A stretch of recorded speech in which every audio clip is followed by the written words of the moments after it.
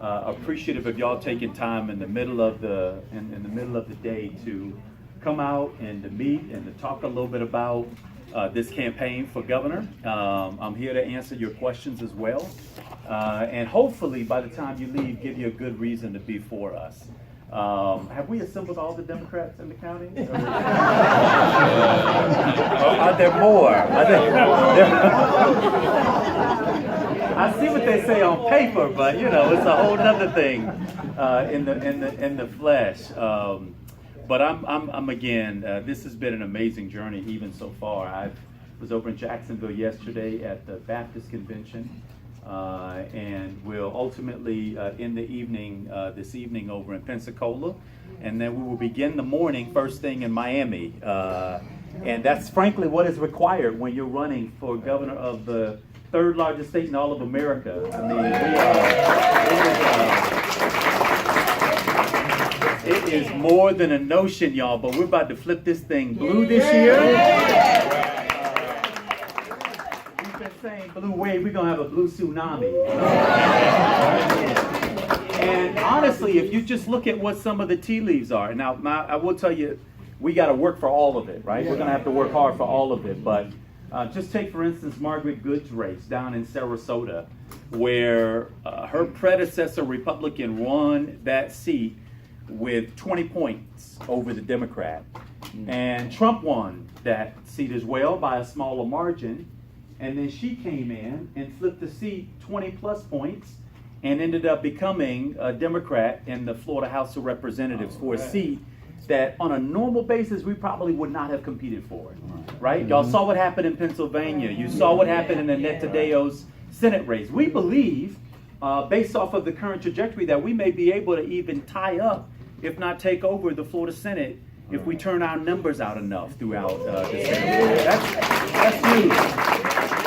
And I have to tell you, it's my belief that the way we're going to win the office of governor of the state of Florida is one, by stop treating Florida like it's the Electoral College. You don't win one county and lose another. Pick up one county and lose another. Hang out in the bottom three counties of the state and win. That's not how we win. Now, while we may not get a majority of votes across the Northern Panhandle, we still got to show up to compete. Amen. Because the one who wins the race for governor is going to be the one who gets one more vote than the next person. And that one vote may come anywhere throughout the length and the breadth of the state of Florida, which is why we have to be willing to move around this state and compete, introduce ourselves, tell our voters what it is that we believe in, hear them out for their anxieties, their frustrations, their hopes, their ambitions, for what we can be and what we should be as a state. Now, while I have the real honor of being the mayor of Florida's capital city over in Tallahassee, I actually started, born and raised down in Miami. Or if my granddaddy was talking, he'd say Miami. There was a generation of folks from Miami that still called it Miami. It was an accent they could read. They just, you know how it goes. But when I was born in Miami, I was born the fifth of 7 children to my mother and father. My mother, growing up, was a school bus driver, and my daddy, growing up, was a construction worker. And when there was no construction work to be done, you might find my daddy on a street corner selling fruits or vegetables, on Saturday morning across from the cemetery selling flowers to bereaved families. When Florida got rid of summer school, my mother became a presser and a dry cleaner. It was actually a point of pride. I mean, she would press our jeans. She practically pressed everything underneath them. We had the sharpest jeans crease anybody would imagine.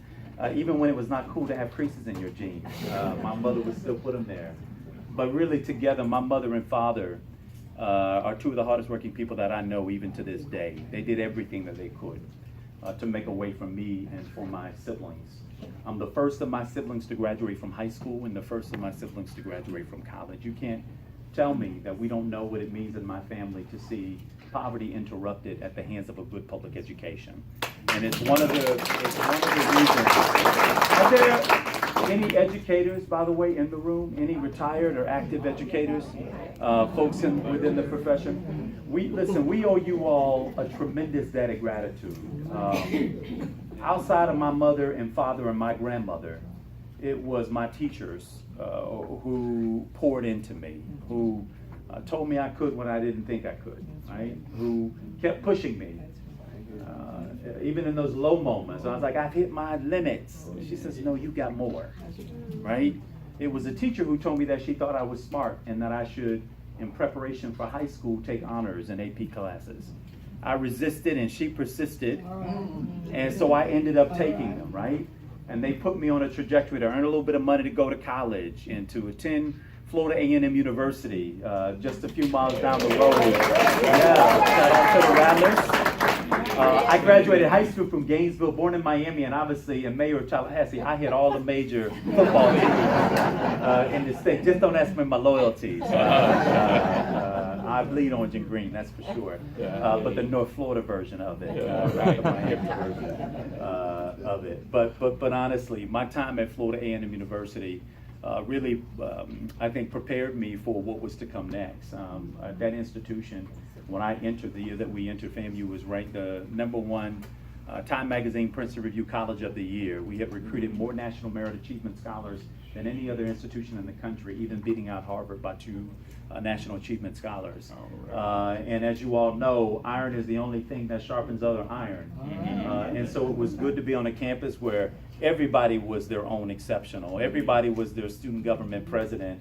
Everybody was their standout student or the one student of color in their honors or AP class. And to put that in concentrated space, it taught me a lot. And one of the greatest values I think I learned was no was the beginning of the negotiation, right? That you don't take no for an answer, that you keep going, that you keep persisting, that you change it up until you can get it right.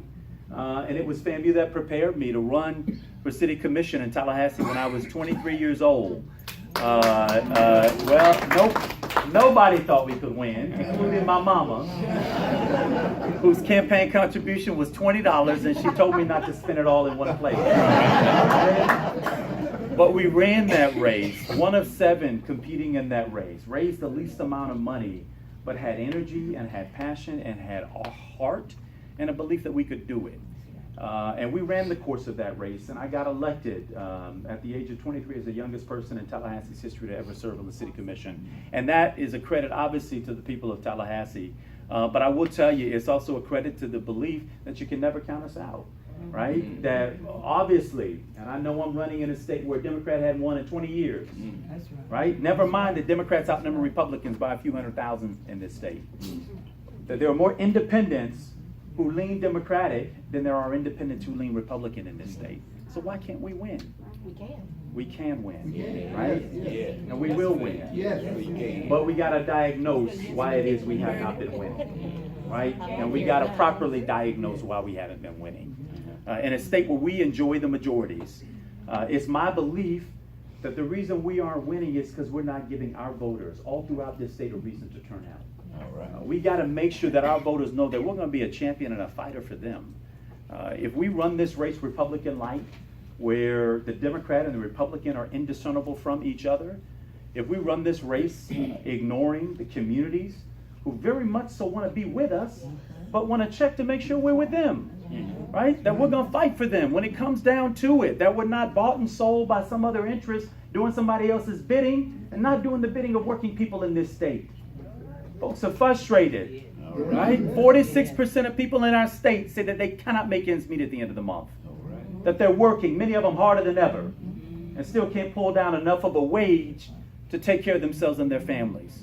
I remember watching my mama and daddy trade between which bills they could pay before something got cut off. I don't have to read about it. I don't need a poll to tell me about it. I lived it, right? I know what that means. I also know what it means to have an education system that works. And we ought to be able to provide every child in this state, regardless of where they come from, regardless of what their parents did, regardless of what the track they live on, that all of us ought to be guaranteed an opportunity at a quality educational experience in this state. Well, we can't get that when Florida is 37th out of 50 of equality. We can't get that when 40% of our kids are showing up at kindergarten not ready to learn. And that same percentage by the time we get to 3rd grade are not on grade level reading. We can't get that if our teachers and their starting salaries are in the bottom 10% of starting salaries across the country, right? You definitely can't get that when we got high stakes testing that are calling our children failures, their school failure factories and teachers evil. There's no incentive whatsoever right? And by the way, these high stakes tests, y'all, don't tell us what our kids know, but how well they take a test, right? All right. We pushed out of the education system. When I was matriculating through Miami and through Gainesville, if you weren't on a college-bound track, you still had access to woodwork, shop, mechanical, electrical, technical, right? Programming that gave you a skill that you could monetize, go to work, get a job that paid a good wage. We've got to reinfuse that kind of skills training back into our high school system. We've got to. Those are, by the way, the industries that are lacking. Those are the industries that are suffering. I just had a plumber at my house. He was there for less than an hour and walked away with $200 good. Running late to the next appointment, right? Good work, good jobs. The technical skills gap. As mayor of Tallahassee, we competed for and won a higher tech designation from the White House under the Obama administration for the work that we're doing to train this generation of people for the jobs in the tech sector that they can access. They don't need a college degree, a master's degree, or an engineering degree. They need a credential. They need concentrated skills, training, and development to be able to compete for the jobs that exist again today. That unfortunately we're missing the gap because we're not preparing people for those positions, right? We can do better here in the state of Florida. Right? We can do better. We can create the kind of jobs of the future, because the future is now. These jobs exist today. But if Florida only has a North Star for tourism and agriculture, important parts of our economy, I don't want to diminish those. But we're the third largest state in all of America, y'all. We've got to act like an adult state. Being an adult state means having a diverse economy that puts people to work. And when I talk about work, I mean work with dignity. Work where you can earn a wage and take a vacation once a year, over a weekend. That shouldn't be too much to ask. Work with dignity that you get access to health care coverage, right? Because a healthy population is a good population. A good population and a healthy population makes for a strong state, right? So we've got to bridge that divide, which is why under a Governor Gillum, we will expand Medicaid to 1.5 million of the most Medicaid. We're going to do that, y'all, because we have to. It's not only good for the individuals who need access to health care, but I want you to know that for those of us who have insurance, it's good for us too. Why? Because that population is being treated in our emergency rooms, which is the most expensive and least efficient form of health. And the costs that are being accrued there are then being passed on in the version of premiums that are increasing year over year over year. With no explanation, I can tell you. The system has to recoup its costs and is going to get it one way or another, right? And so for those of us with insurance, we need to be worried about those without insurance because they ultimately impact the rates that we pay. But it's also important to do, y'all, because last year alone, this state could have pulled down $6 billion from the federal government had we extended Medicaid. $6 billion with a B. We got a nursing shortage in the state of Florida. Nursing practitioner, technical, all of that. And high demand in this state. We're not paying them what they're worth, but we also aren't fueling the system with the resources that it needs to provide the kind of care that the people in this state need, that they require. If Florida's going to be strong, we need strong people. We need healthy people, right? And it doesn't make sense for us to continue to believe that the only way we get up, the only way we come up is by somebody else going down. It is antithetical to how communities and societies survive. It's antithetical, right? So we've got to deal with that as a challenge in this state. We've got to deal with the challenge of global warming and climate change in this state. I know we don't talk about it enough in the contexts in which it makes sense to a lot of us, but the truth is that on Miami Beach, they're closing down streets because of high tide, a natural occurrence. We are on a peninsula. We are surrounded on 3 sides by water. Why would any governor not believe that this is our challenge to address, right? Our survivability depends off of our ability to reckon with this problem, to harden our state, right? To make this state ready for the shift. We ought to be teaching the rest of the 49, in fact, the rest of the country, how to build a state resilient in the face of climate change and sea level rise. And you want to know what else? There's an economy in dealing with that. There's a green economy. Not only in the infrastructure changes that have to happen, but what if we decided to make living in the Sunshine State mean something? Right? What if we were to invest in solar energy? Our contribution right now to solar is de minimis. We're the Sunshine State, but we lag behind nearly everybody else when it comes to solar production. The same week that Donald Trump pulled out of the Paris Accord, I was pleased as mayor of the city of Tallahassee to break ground on a 120-acre solar farm, tripling the amount of solar energy that we produce. Right? But that's where we have to go as a state. Yes. We can't be a state that turns a blind eye to science, that turns a blind eye to how you build a state as fast growing as ours, a transportation system that works in Florida. Now I know that it's not our everyday challenge necessarily in this part of the state. But as we move throughout the state of Florida, y'all know we're not building high-speed rail, right? Because the president tried to send him $1.3 billion. He said, no, we don't take Obama stimulus, right? That was his response. Philosophical stuff that doesn't even make sense. Doesn't make sense for the people who call this state home. Democrats, Republicans, independents, that doesn't make sense. Refusing Medicaid money didn't make sense. Being a climate denier in a state surrounded by water does not make sense. Right? And so all I'm advocating for y'all is to put some common sense back in leadership. Right? To put it back in leadership. This isn't rocket science. This isn't rocket science. But it does require a leader who has a North Star for where we want to go as a state. Right? I also have to tell you, as a candidate and as governor, I'm a governor who believes in second chances. I will be a governor who believes in second chances. We got 1.7 million Floridians who right now have their votes taken away from them. Right? The good news is that on November 6th, we have the ability to vote to re-enfranchise nearly 1 million Floridians. 1 million Floridians. We need those folks. We need those folks, y'all. We can't tell people that we want them to pull themselves up by the bootstrap and then erect every barrier imaginable to keep them from being able to do just that. Which is why, as mayor of Tallahassee, we banned the box. We don't ask about criminal background history unless answering yes to having had one is a disqualifier for the job. If it's not a disqualifier, when you apply, we're going to measure on your merit. Can you do the work? Will you be a good employee? Will you contribute to the organization? Right? And if you answer yes to that, welcome aboard. And what we've learned in this short period of time is that they're some of the best workers we have in our government. Because they know what it means to be without. Right? And so in order for Florida to be all that she needs to be, y'all, we've got to make sure that we're not taking anybody's talent and wasting it. We need all our players on the board. Right? That includes our young people who right now feel like they have no reason to live. Right? They're not on a pathway to college or to community college. They haven't gained a skill that they can get a job and make a good wage. It's more attractive to be involved in the mess of the streets than it is to apply yourself. Teachers right now who are moonlighting as retail workers because they can't earn a livable wage at work, which is why we proposed the $50,000 starting salary for teachers instead of $4. Right? Teaching used to be an honorable middle-class profession. Used to be. And now we're draining the life out of it. Sucking it away. Disincentivizing people. And I want y'all to know I don't believe that's by mistake. I think if they believe that they can crush the public system and all you have is for-profit education, right? Their friends get richer.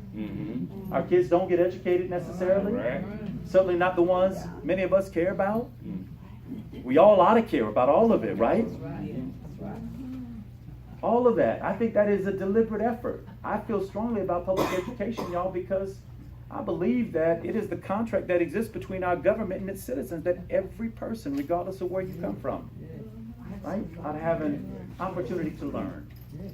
And we have to make good on that promise. And we make good on that promise through our policy making.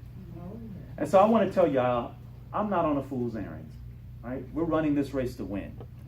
We're running this race to be in the best position to win in November. And I just want to tell you how we're going to do that. First, I want to say in the primary election, there are 4 of us who are competing for the nomination. And I share this part of the state with my former Congresswoman Gwen Graham, who has also been stretched throughout the Northern Panhandle. And I got to tell you, on a personal level, I've got respect for Gwen as an individual. And as I said, I worked hard to see her elected. She represented my city as a member of Congress. Where Gwen and I have disagreed have been on our issues. I disagree with her vote on the Keystone Pipeline. I disagree with her vote to weaken Obamacare. I disagree with her vote to repeal Dodd-Frank and important consumer protection. I disagree with her vote to ban Syrian refugee entrance into the United States. There are a host of areas on the policy side that we disagree, and I think that those are going to be difficult issues for Democrats who are trying to motivate a Democratic base to turn out and to vote in order for us to compete and to win in November. Phil Levine, who I know a lot less, but was a colleague mayor, he spent, $6.1 million. If you haven't seen him on TV, you haven't turned your TV on. I see him on rotation in Tallahassee. But in the tracking poll that is measuring how we're doing in this race, he is leading me by 2 points. And I spent 0 on television, right? We're losing shoe leather, and we're moving around the state trying to meet as many people as we possibly can. Chris King, who I don't know as well either, it's his first time running. I think is a fine person. I just can't tell you about what his public policy record is because he didn't have one yet. And that's okay. That's the strength of his running is to be new. I just think that it actually helps to have a little bit of experience in governing and dealing with some of the challenges that we confront, even at our level, in order to try to show up on day one. We got 20 years out of power. We're going to have to hit this thing on day one, ready to transform this state, because I don't know how much time we're going to have. All right. Right? We got to get to work making that happen for the next 4 or 8 years. We will have 3 Supreme Court justices that will be up on day one. Right? Rick Scott says he's going to make those 3 appointments, which I find odd, seeing that McConnell wouldn't let President Obama make an appointment, and he had a year left in his term. All right. Right? But this governor says on the day that all 4 of them are scheduled to retire, that he has the power to appoint those justices. Well, I'll tell you this much. When we win on November 6th, we will immediately declare for a declaratory judgment to prevent the governor from being able to do what he says he wants to do. Right? We believe that's consistent. Elections have consequences. Right? So when you elect a new governor, that new governor should have the ability to make those 3 appointments, right? Y'all, the one who's going to win in November will be, on the Democratic or the Republican side, the one who wins is going to be the one who turns out their voters. We have confused ourselves for 20 years about a theory around how we win this state. The Republicans have known for those same 20 years that the way they win is by turning out their vote, right? Rick Scott didn't capitulate. He did not try to come for my vote. I was very clear in the way that he campaigned that he was not trying to be my governor necessarily. What he was doing was he was working to get his voters. Donald Trump didn't come for me either. He doubled down on the voters that he wanted. And those are the ones who rewarded him by showing up. Y'all, I believe the way we win is by giving our voters a reason to turn out. And don't mistake me. I don't mean that to say we don't compete across the state. I think we absolutely compete across the state. That's also part of the win scenario. I mean, I went and competed and campaigned in the Villages, which is the most conservative voting precinct in the country. 98% of those folks voting. And I'm sure they're looking for the other 2%, trying to figure out why they're not voting. And they vote overwhelmingly Republican. And we went to the Villages to campaign. I talked to them about my North Star, where we want to go as a state. And when I finished, an elderly white gentleman stood up in this room that I thought was going to be a room of about 100 people. It turned out to be over 500 people breaking at the seams in this room. And he said, I believe Andrew Gillum ought to be the next governor. I want to give you $20 to help you along your way. And I have that $20. That mama gave me 20, he gave me. And he said, but if anybody else believes that Gillum ought to be governor, I want you to give him $5, $10, or $20. Well, this meet and greet then turns into an impromptu fundraiser. And when we finish, we had raised nearly $6,000 in $5, $10, and $20 contributions. In the place that they told me I wasn't supposed to go. Which is why we have to go there. So I don't mean that we don't go and compete in these red areas. I just want to be clear about what we're taking out of it. And what we're taking out of it are going to be our voters. It's going to be letting our voters know that we're here to compete, we're here to win, and that we have a choice in this race, and that elections have consequences. And that perfect cannot be the enemy of good. That we got to make sure that we turn out and that we vote, right? If I don't win this nomination, please believe I will work overtime for any Democrat who is the nominee to make sure that we win. The stakes are far too high, right? We've got to be willing and committed to doing that. But I will tell you, I feel if I'm the Democratic nominee, that we will have the ability to turn out that 1% more of the vote that we need for a Democrat to win. We've lost the last 2 elections for governor of Florida by less than 70,000 votes. In a state of 20 million, less than 1%. Most of those voters, black, brown, young, and poor, right? And there's lots of crossover in between. Well, we've got to get to those voters. Or we got to turn those voters out. And if we do that, we don't need everybody. I'd love to have everybody. But if we turn them out by about a point more, we will win this race. And not only will we win this race, we're going to send Bill Nelson back to Washington, D.C. And we're going to elect Democrats in the state House and in the state Senate and in school boards and in city council and mayoral races all across the state of Florida. That's what we want to see happen in this state. That's what I'm intent on helping to do this upcoming November, if you give me the opportunity to serve our party by being our party's nominee. If on August 28th we win this primary election, this race will be nationalized. We will bring the kind of energy and momentum that we're going to need in order to move those voters out to the polls. Right? And so with your help, we're going to do that, y'all. Now I'm going to stop talking because I need to drink some water. And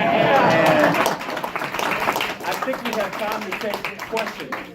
I think we've got time to take some questions, so happy to answer any. I wanted to introduce Bill Ayer, who is going to be on the ballot for... That's right, Congressman. Yeah.